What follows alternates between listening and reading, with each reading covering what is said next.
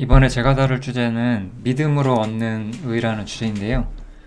제가 최근에 그 복음과 하나님의 의라고 하는 영상을 만들었거든요.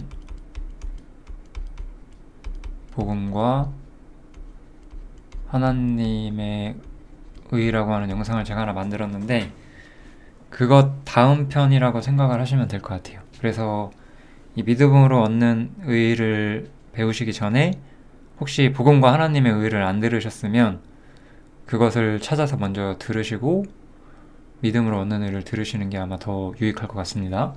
한번 시작을 해볼게요. 그래서 복음과 하나님의 의라는 주제에서 제가 말했던 핵심은 복음 속에서 복음 안에 하나님의 의가 나타난다는 점이었죠. 그건 무엇이냐? 십자가를 통해서 예수님께서 화목제물로 세워지는 이 십자가잖아요. 십자가를 통해서 그 세상에 생긴 문제들 있잖아요. 하나님의 영광이 훼손된 문제, 세상이 타락한 문제, 혹은 죄인이 심판을 받는 문제, 혹은 마귀가 사람의 주인이 된 문제, 이런 모든 문제를 십자가를 통해서 해결하는 하나님의 의가 나타나게 되었다는 걸 우리가 볼 수가 있었고, 물론 로마서에서는 그 모든 것들을 말하진 않죠. 아무튼 이 하나님의 의가 나타난다는 것을 제가 여러 측면에서 설명을 했었어요. 그래서 복음에는 하나님의 의가 나타나게 되고 그 의가 사람에게 믿음을 통해서 주어진다라는 이야기를 했었어요. 이게 이제 사실은 로마서 3장의 핵심적인 내용이잖아요. 이 내용이 이제 로마서 3장인데 그래서 우리가 오늘 다룰 주제는 로마서 4장에 대한 내용이라고 보시면 될 것 같습니다. 그래서 로마서 4장에서는 아브라함이 의를 얻었던 것, 창세기 15장이거든요. 이게 창세기 15장을 바울 사도가 인용하면서 아브라함이 의를 얻었던 것이 이 복음과 어떻게 연결이 되느냐를 조금 이야기를 해주고 있어요. 그래서 창세기 15장과 시편 32편이 굉장히 중요한데 뭐 이거를 찾진 않으셔도 상관은 없어요. 왜냐하면 제가 다 설명할 거라서. 이 두 가지를 바울 사도가 어떻게 설명을 하느냐, 이걸 한번 보겠습니다. 그래서 아브라함이 행위로서 의롭다 하심을 얻었으면 자랑할 것이 있으려니와, 그러니까 아브라함은 행위를 얻은 게 아니라는 거죠. 하나님 앞에서는 자랑할 게 없다. 성경이 무엇을 말하느냐? 아브라함이 하나님을 믿음에 이것이 저에게 의로 여기신 바 되었느니라 이렇게 선언을 하고 있어요. 즉 아브라함은 행위를 통해서 얻은 것이 아니라 믿음을 통해서 의를 얻었다라고 첫 번째로 말을 하고 있는 거죠. 우리가 믿음을 통해서 복음을 받아들이는 것처럼 성경에는 아브라함이라는 사람이 나오고 이 아브라함이라는 사람이 믿음을 통해서 의를 얻었다라고 이야기를 출발을 시키고 있어요. 이 의가 무엇인지를 그래서 제가 좀 더 설명을 아마 이 강론을 하면서 설명을 하게 될 것 같습니다. 일단은 넘어갈게요. 그래서 아브라함은 믿음으로 의를 얻었다라고 이야기를 하죠. 그러면서 분명히 바울 사도는 확증을 하고 있어요. 행위가 아니라 믿음으로 이것이 주어지게 된다. 일하는 자에게는 그 싹을 은혜로 여기지 아니하고 빚으로 여기거니와 일을 아니할지라도 경건치 아니한 자를 의롭다 하시는 이를 믿는 자에게는, 경건치 아니한 자를 의롭다고 해주시는 분은 하나님이시잖아요. 그죠?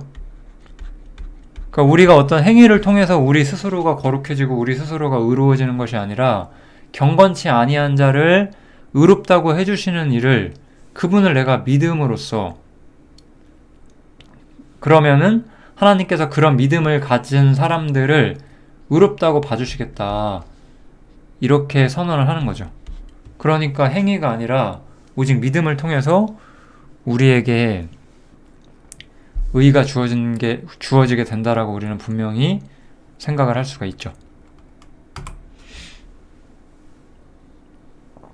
그래서 이 문제에 대해서 이 로마서 4장을 쓴 바울 사도는 한 가지 이야기를 덧붙여요. 로마서 4장에서 바울은 어떤 이야기를 하느냐, 일한 것이 없이, 실제로 우리가 행위를 통해서, 율법을 통해서 무엇을 한 것이 없이 하나님께 믿음으로 의로 여기심을 받는 사람의 행복에 대해서 다윗이 말을 했다. 이게 이제 시편 32편에서 다윗이 말을 하는 거거든요. 그래서 시편 32편에서 다윗이 무엇이라고 말을 하냐, 불법을 사하심을 받고 죄를 가리우심을 받는 자는 복이 있다. 또 주께서 그 죄를 인정하지 않을 사람은 복이 있다 라고 이야기를 하죠. 즉 여기서는 죄사함을 받는 사람은 복이 있다라고 이야기를 하고 있어요. 단순하게 우리 죄사함이라고 이야기를 할게요. 이렇게 죄사함을 받는 사람들은 복 있는 사람들이다 라고 이야기를 하고 있죠. 그러면서 이제 한편에서는 하나님의 의에 대한 이야기를 하고 있어요. 이렇게 죄사함의 복을 얻는 사람들은 하나님께 의로 여기심을 받는다라고 이야기를 하고 있죠. 여기서 근데 죄사함과 의롭다 하심이 동일한 것은 아니에요. 제가 오늘 그것이 동일하지 않다는 것을 좀 설명을 더 할 건데, 죄사함을 얻은 사람은 의롭다 하심도 얻게 되는 게 맞아요. 그런데 이제 의롭다 하심은 죄사함과 뭐가 다른지 그걸 아마 여기서 제가 조금 더 설명을 하게 될 것 같습니다. 아무튼 중요한 것은 아무 행위도 없이 죄 문제에 대한 어떤 인간의 행위가 아니라 하나님에 대한 믿음으로 우리가 죄사함을 얻고 또 믿음으로 의롭다 하심을 얻는다.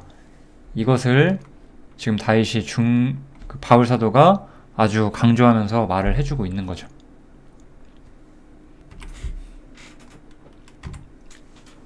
먼저 우리가 죄사함을 조금 더 자세히 들여다보면은 이 죄사함 얘기를 하는 이유가 뭐냐, 죄사함은 본래 이스라엘의 소망이었어요. 이 성경은 이사야 44장이네요. 이사야 44장에 보면은 이스라엘이 죄를 많이 지어요. 이사야 43장에도 이 내용이 나오거든요. 이사야 43장과 44장이 좀 어렵긴 한데 한번 좀 읽어보시는 걸 추천을 드리고, 이사야 이 43장, 44장에 보면은 이스라엘이 악했지만 하나님께서 용서를 하실 것이다. 이게 맥락의 핵심이거든요. 그래서 야곱아 이스라엘아 이렇게 이야기를 하죠. 너는 내 종이다. 내가 너를 지었기 때문에 너는 내 종이다. 하나님께서 이스라엘을 세상에서 하나님을 믿는 백성으로 세우셨죠.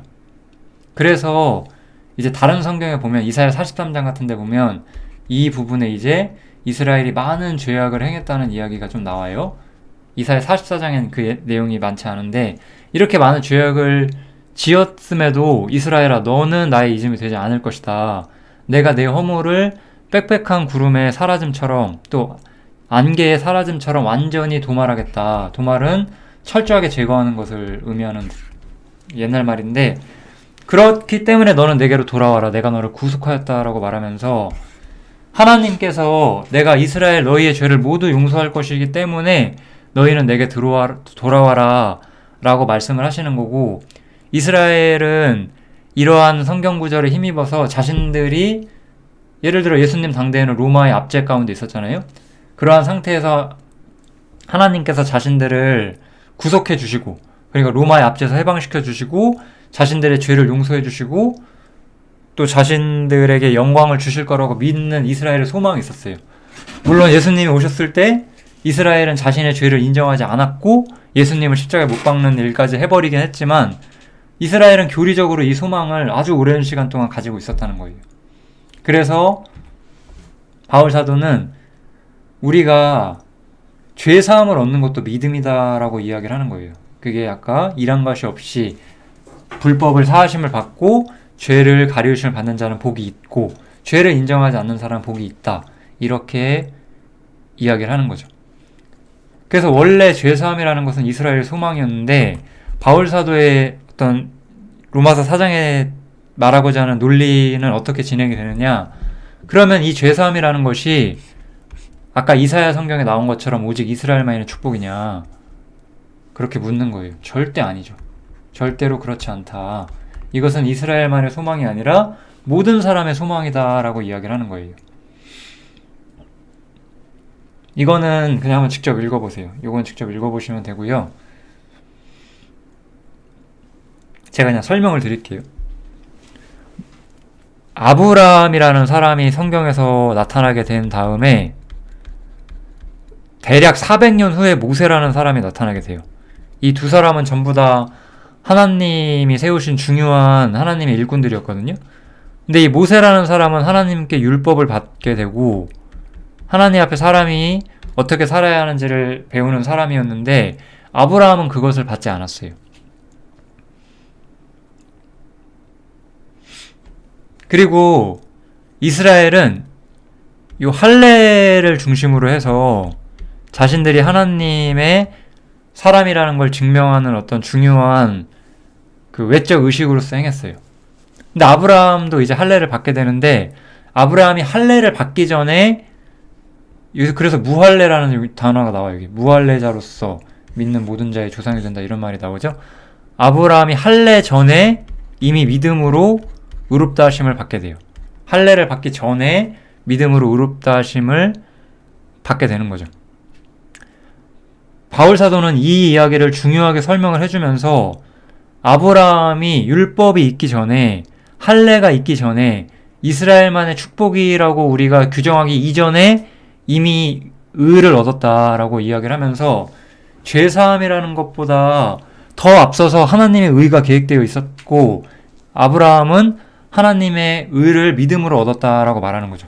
반대로 말하면 아브라함에게는 율법이 없었기 때문에 이 사람은 어떤 행위로 말미암는 죄 이런 것들에 대해서 많은 이해도가 없었어요. 그렇지만 아브라함은 믿음이 있었고 믿음으로 의롭다 하심을 받았다라고 이야기를 하는 거죠. 그래서 아브라함은 의를 얻었고 이것은 죄사함보다 더 앞서서 하나님께서 주신 것이었고 이것은 이스라엘만의 축복이 아니라 모든 민족, 모든 사람에게 무할례자인 아브라함이 받았기 때문에 이스라엘만의 축복이 아닌 것이다 라고 이야기를 해주고 있는 거예요.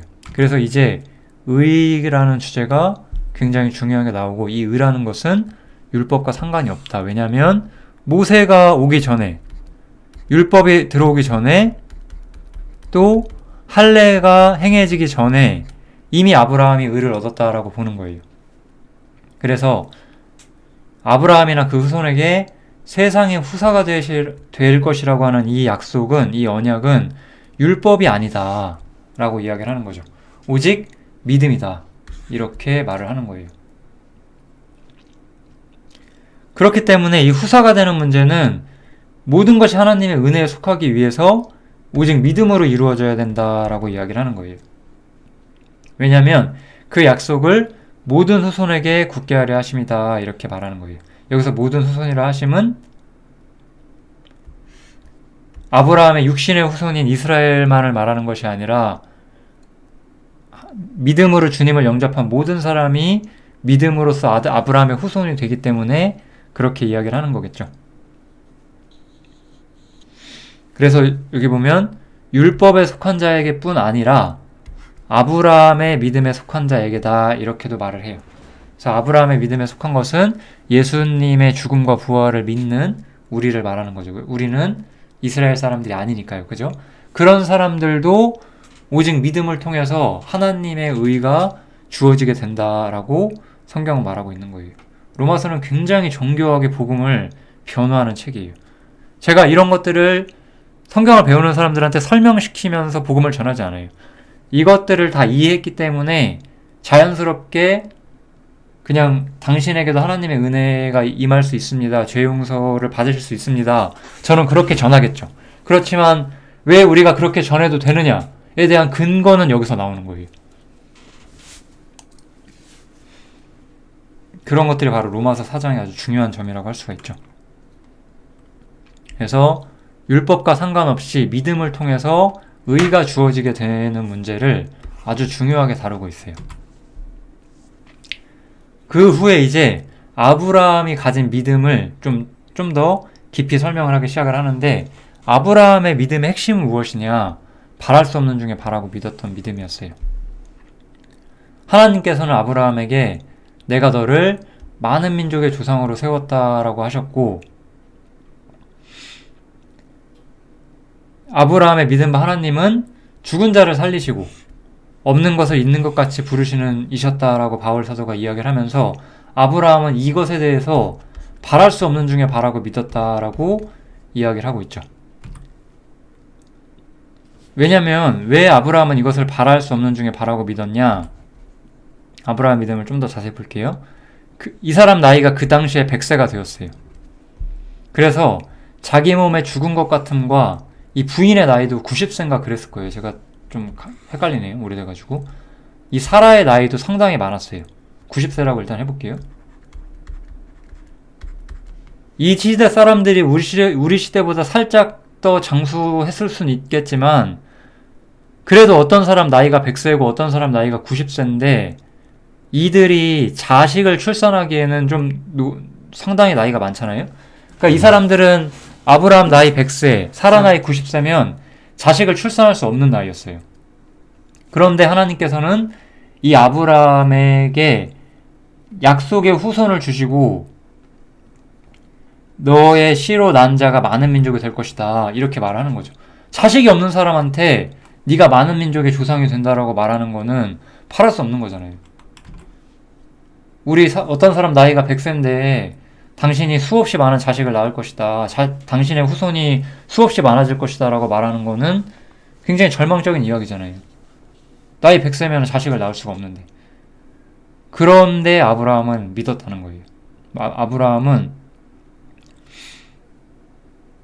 자신과 자신의 부인이 자식을 출산할 수 없는 시기였지만 하나님의 약속을 의심하지 않았다라고 말하고 있고요.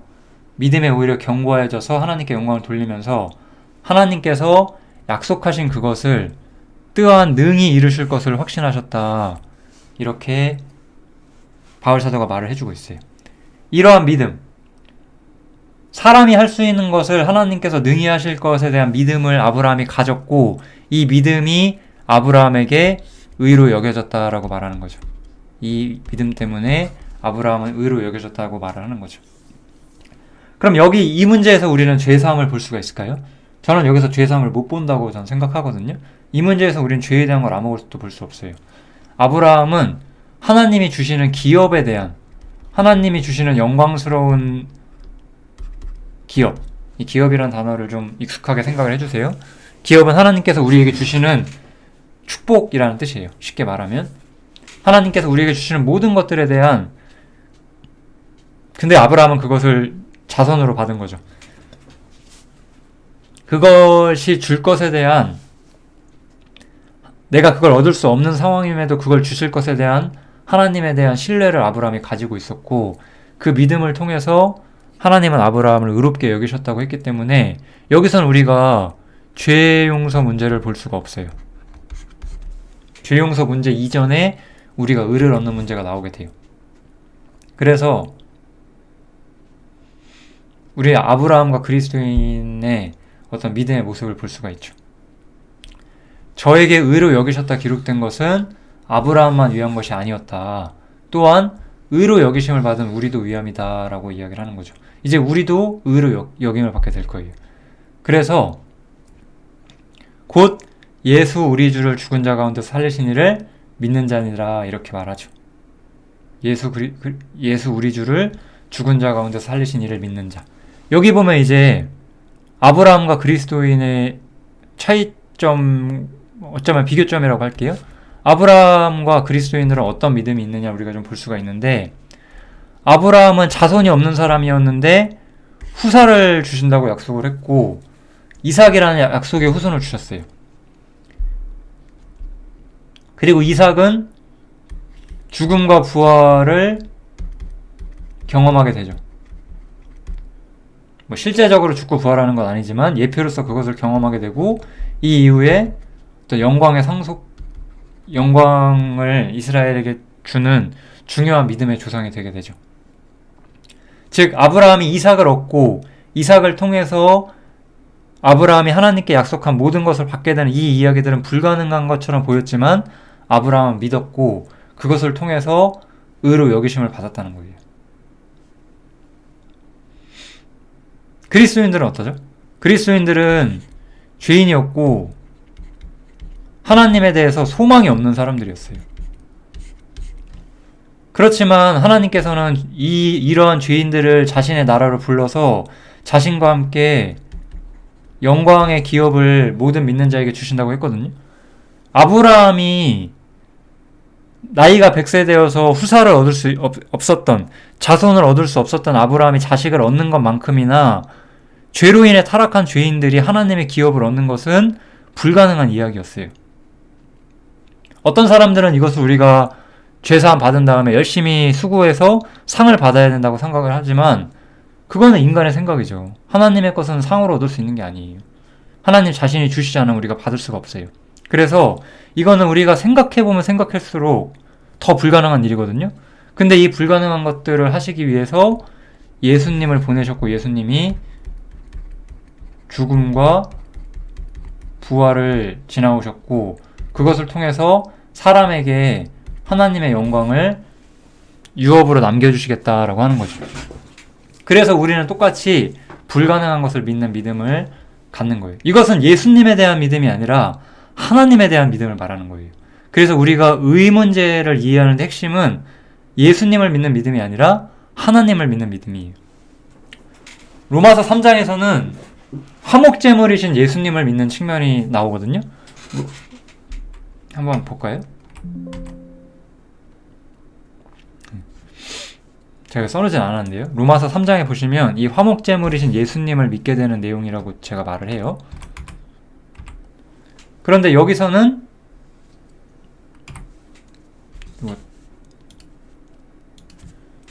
곧 예수 우리 주를, 파란색 줄을 쳐놓을게요. 예수 우리 주를 죽은 자 가운데 살리신 이, 예수님을 죽은 자 가운데 살리신 이는 하나님이시잖아요.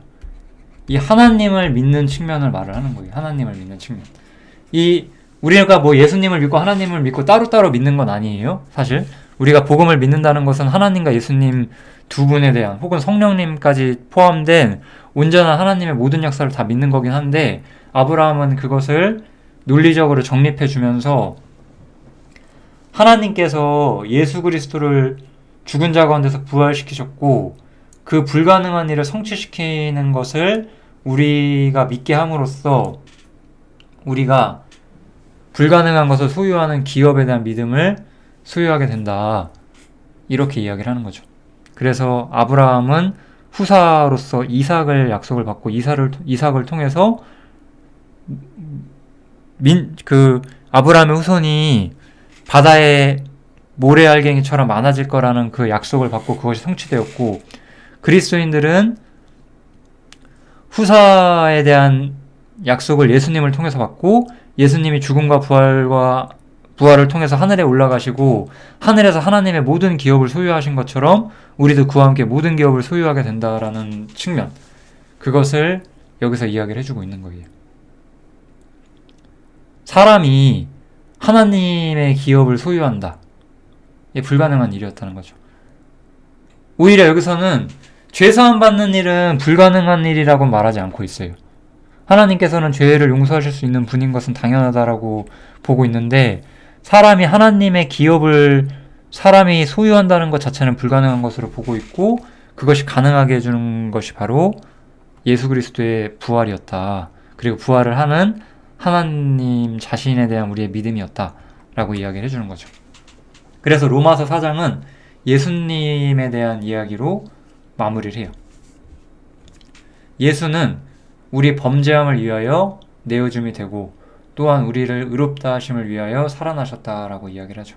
그래서 예수님께서는 우리의 범죄함을 위하여 내어줌이 된 것처럼 예수님의 죽음을 통해서 우리 죄 문제가 해결이 됐어요. 많은 사람들이 이제 이 문제에 대해서 믿고 있는 것은 알고 있거든요. 그런데 여기서 끝나지 않아요. 하나님께서는 예수님을 다시 살리심으로써 사람이 절대 얻을 수 없었던 하나님의 기업, 사실 이것은 하늘이죠. 사람이 하늘에서 하나님의 영광을 함께 누리게 된다는 것을 사람은 절대 소망할 수 없었고, 이것을 우리가 얻게 되는 것을 선언하는 거죠. 그럼 의라는 것은 무엇이냐? 이렇게 해주신다는 것을 믿음으로써 하나님께서는 사람을 의롭다 해주신 거잖아요. 즉 기업을 얻기 위해서, 우리가 하나님의 기업을 얻기 위해서 사람에게는 하나님의 의가 절대적으로 필요했어요. 우리가 하늘 영광을 얻기 위해서는 죄사함만 받는 것이 아니라, 사실 생각을 해보세요. 죄사함을 받아봤자 아담밖에 안 돼요. 아담은 죄가 없었잖아요. 우리가 아담이 된다고 해서 하늘에 거할 수 있는 거 아니에요. 아담은 하늘에 거하지 않았어요. 그렇지만 우리가 기업을 얻기 위해서는 하나님 자신의 의를 소유한 사람이 되어야 돼요. 죄사함을 받은 게 의로워진 건 아니에요. 아담이 의롭다가 죄를 지어서 의가 사라진 게 아니잖아요. 아담은 처음부터 의가 없었어요. 그러니까 이것은 우리가 그렇다고 행위를 통해서 얻는 것도 아니고 하나님 자신의 의가 우리한테 필요했고 믿음을 통해 주어진다는 거죠. 그러니까 이제 우리는 하나님이 거하시는 하늘 영광에 우리가 함께 들어갈 수 있고 하나님의 기업을 우리가 소유할 수 있다라고 이야기를 해주는 거예요. 이게 바로 로마서에서 바울이 말하는 복음의 핵심적인 요소죠. 그래서 로마서 4장은 믿음을 통해서 우리가 개인적으로 얻게 되는 것, 이것을 다루는 장이에요. 로마서 3장에서는 하나님께서 타락한 세상을 위해서 어떤 일을 하셨고 어떻게 모든 것을 회복하시기 위한 준비를 하셨는지 십자가를 통해서 하나님 자신의 복음에 대한 정당성을 우리에게 보여주셨다면은 이제 우리 개인이 어떻게 그 믿음을 소유하게 되느냐, 그 믿음을 통해서 우리가 어떤 입장에 처하게 되느냐를 말하는 책이 바로 로마서 4장이고, 그래서 제가 로마서 3장 먼저 다시 한번 보시고 이 믿음으로 얻는 이 영상을 보시라고 말씀을 드린 겁니다. 뭐 대충 여기까지 하면 전체적인 말씀은 드린 것 같네요. 한번 잘 생각해 보시고 하나님이 주시는 모든 것들을 얻으시기를 바라겠습니다. 여기까지 하겠습니다. 감사합니다.